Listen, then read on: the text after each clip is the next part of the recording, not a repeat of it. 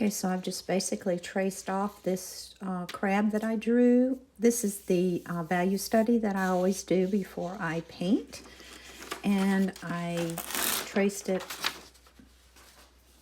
onto this Canson Heritage watercolor paper.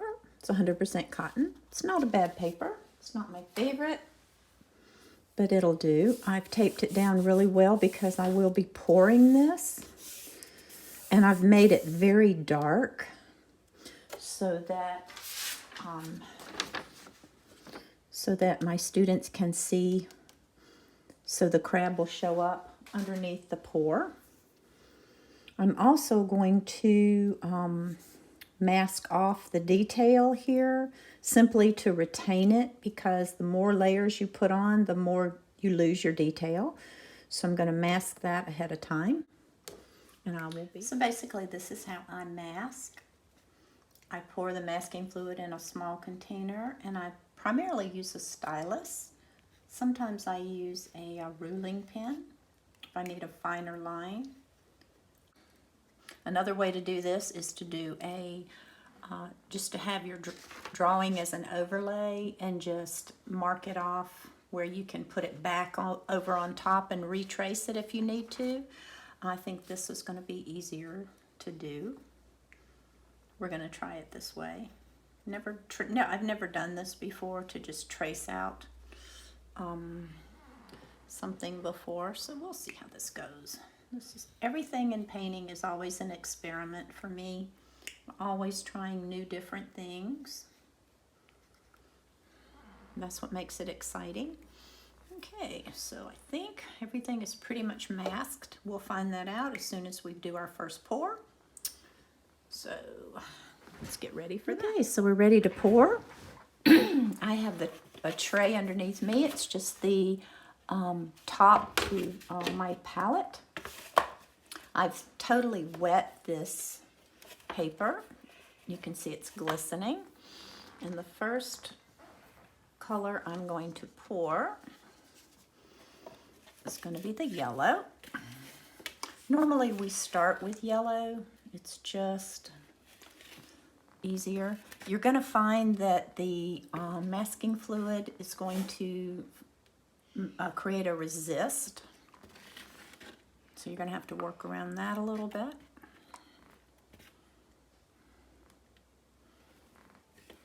This is just an underpainting here, basically to give us the turquoise that we're after.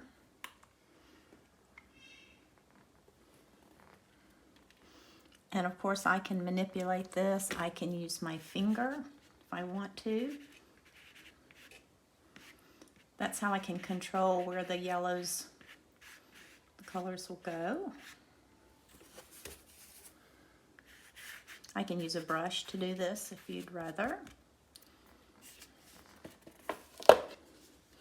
This is just the first pour.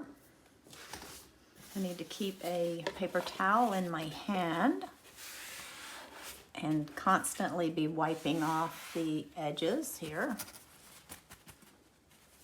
if I don't want that hard line right there. Because I know that the crab is going to be this darker green, I'm keeping a lot of the yellow in where the crab is.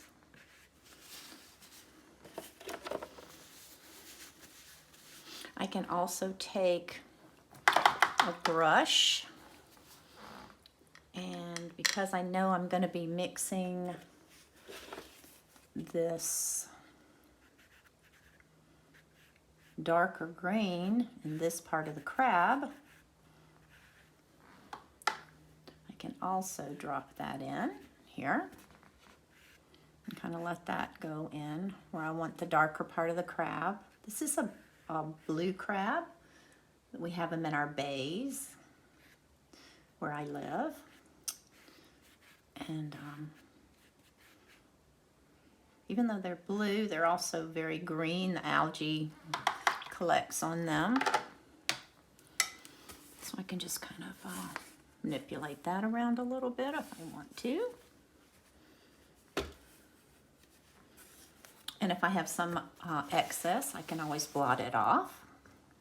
You really can control this more than you think you can.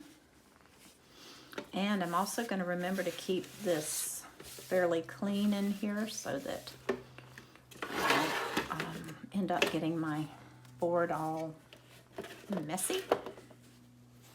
See that beautiful grain that ended up right there? It's amazing.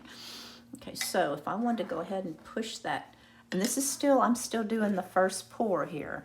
So if I want to start getting some of this turquoise in there, I could either use my phthalo blue and pour some of that. Now this has a little texture in it from sitting up, which I find kind of interesting. I like the way that looks. And I don't want this to be a solid color here, so I'm gonna just kind of play with this a little bit. See, I like that pigment in there, but you won't have that because this has just been in this bottle for a really long time and it will not, it's separating out. So now I'm getting that nice turquoisey color just by adding the phthalo blue over the top. That's very watered down, by the way.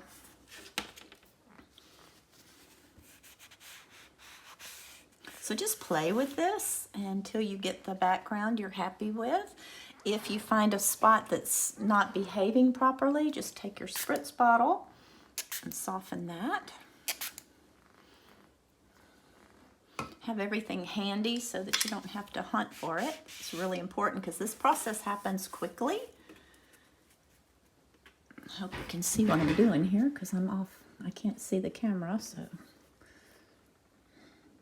And we know that down here, underneath the shadow of the crab, is going to be much darker. So let's concentrate some pigment down there. Ultramarine blue. And it is quite much more of a dark pigment. So we're going for the shadows underneath him. Here.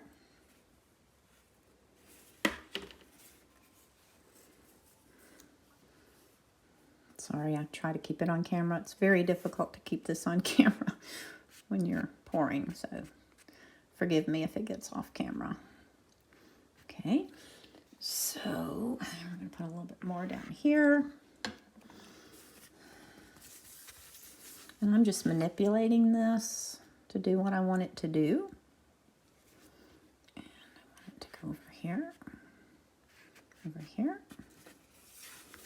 So that's going to give us that darker shadow underneath him.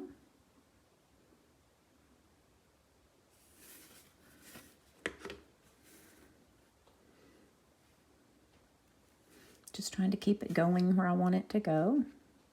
And this, you know, you can't control pouring. You can control it to a small degree. So you kind of have to let whatever's happening happen. And that's what gives it this beautiful organic look. Now I'm going to drop the ultramarine in the crab himself, because I know he's going to be that beautiful dark green.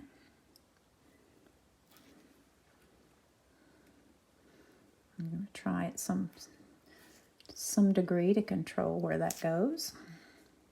But I'm going to let it flow all the way down now because I've basically got the green on the crab where I want it. And I don't want it to be totally even. But I kind of want that to stay dark there. So try not to use your brush at this point because the whole idea is for it to be loose and flowy and organic. Which, of course, if you use your brush, it's not going to be. Let's try to get some of that up in there. This is a messy process, so be prepared for that. You might want to wear an apron. Okay, I'm liking how light this is up in here.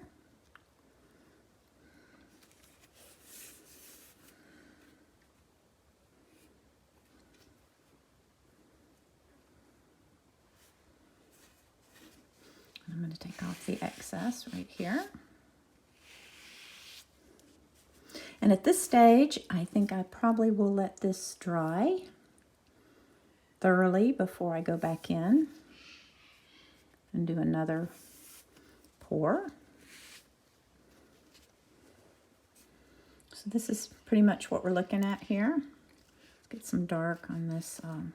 And I have a value study, so I know where my darkest darks are going to be.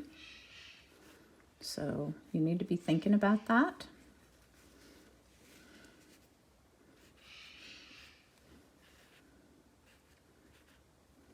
Okay.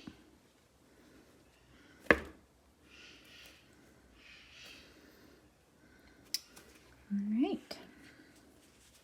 Just softening this a little bit. Okay, so that's my first pour. So you see there's a little bit of yellow peeking through. There's a little bit of the turquoise.